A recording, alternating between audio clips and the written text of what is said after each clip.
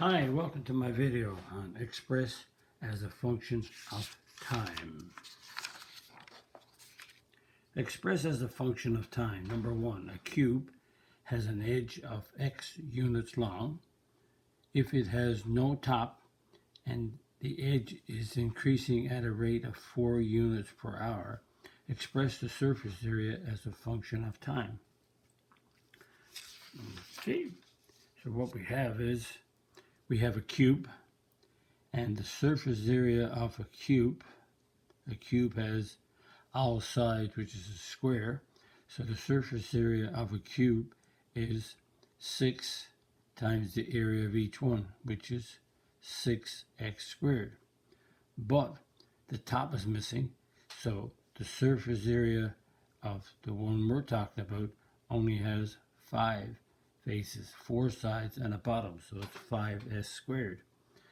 And the rate is increasing, so the rate that the surface area is increasing is 4 units per hour. So if we take the rate and we multiply the rate by time, then we'll get the length of the edge. So the edge is 4 units per hour times t hours. So that means we have 4 t hours cancel out, so we have 4, the edge is 4t units long. Hence, we want to find the surface area in terms of time, so the surface area and the edge, which is x, is 5 and 4t being squared. So that's 5 and 4t squared is 4t times 4t is 16t squared. So that gives us 5 times 16 is 80t squared. And there's a surface area, so it's whatever the units are, is the units squared. So that's the surface area in terms of time. Again, note the top is no top, so one face off the box is missing, which is the top, so there's only 5 left. Number 2, a right triangle has a height which is 3 times its radius. The radius is decreasing at a rate of 5 meters per minute. Express the volume as a function of time. So we have the height is 3 times the radius, so the height is 3 times the radius.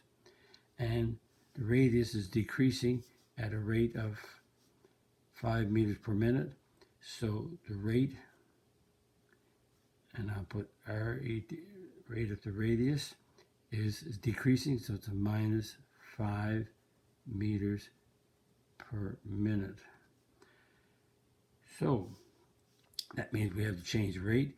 So this is the radius, so the length of the radius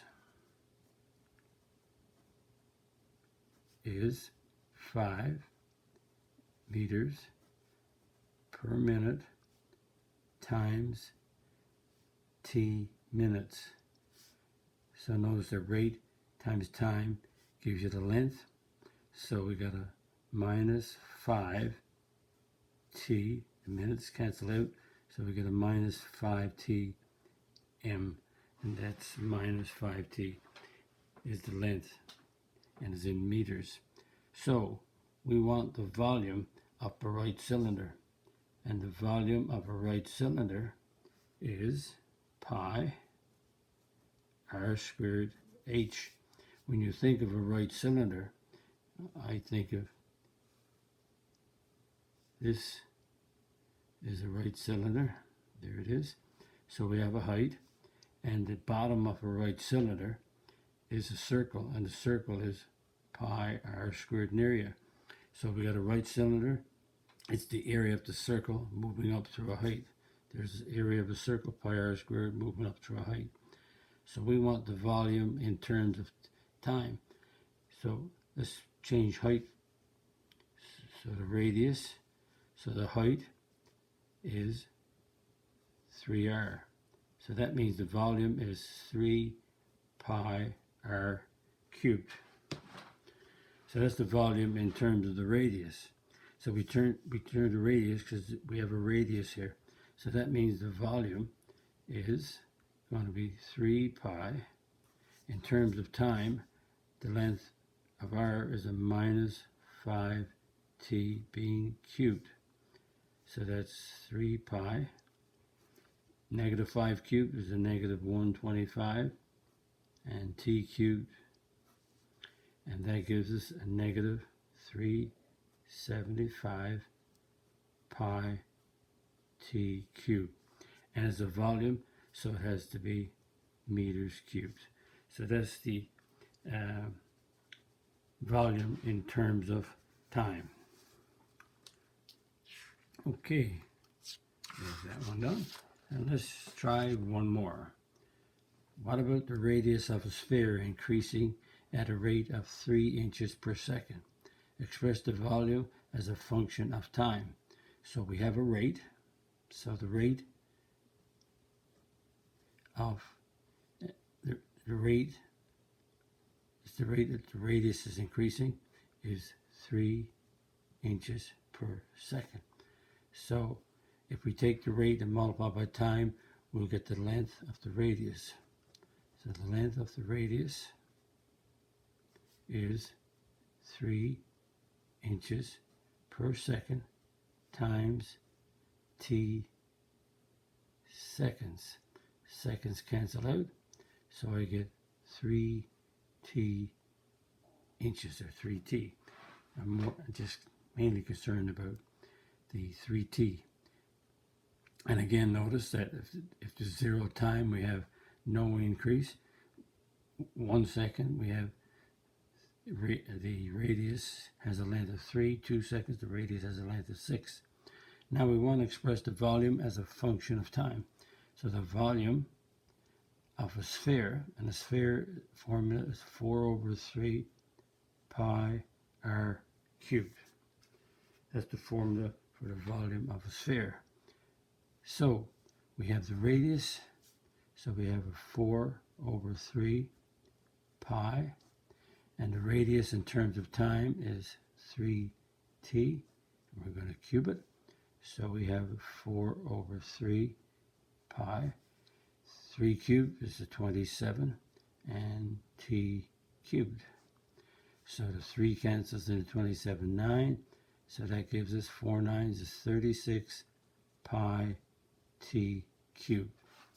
And the radius is in inches, so the rate of change is inches.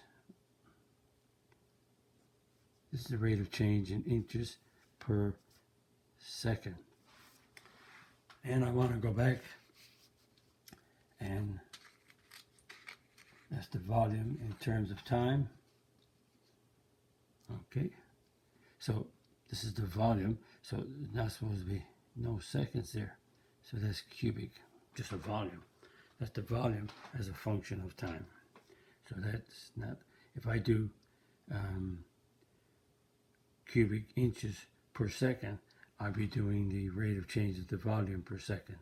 But this is only the rate of, this is the volume that occurs as a function of time. Now, what about the surface area as a function of time? The surface area of a sphere, this is the volume of a sphere. Now, the way I memorize the volume, surface area of a sphere, the 3's cancel out, and area becomes 4 pi r squared. And why that is, because later on you're going to learn when you do calculus, when you do the derivative of the volume in terms of r, the 3's cancel out and we reduce this power by 1. So I remember that the 3's cancel, I get 4 times the area of a circle. So the rate of change in terms of, this is the surface area as a function of r. We want it as a function of time. So time, radius is 3t, and we squared. So it's 4 pi 9t squared. So that's 36 pi t squared. And the surface area, again, is inches squared. So I got a volume and I got a surface area. So hopefully changing the to a function of time is very, very important in the calculus in this unit. If you like my video, click the like button, click the subscribe button, visit my math website www.mathfullyexplained.com to find more information about me, my video, and the content. That's the content on my YouTube channel called Math Fully Explained, just one word. Thank you for viewing my video. Hope the video helped you. Bye-bye.